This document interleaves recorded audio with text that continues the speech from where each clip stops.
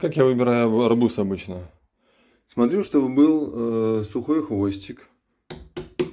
Чтобы он был звонкий, как барабан. Вот прям он должен быть ощущение, что прямо вот он сейчас лопнет, да. И пятно. Обычно яркое, большое, желтое смотрю.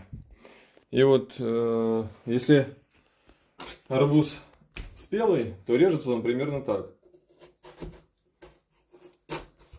О, он сам трескается.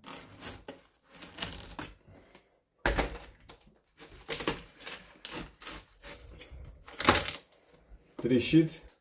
И вот такой вот сахарный, сладкий, прям вот сахар видно. Все, всем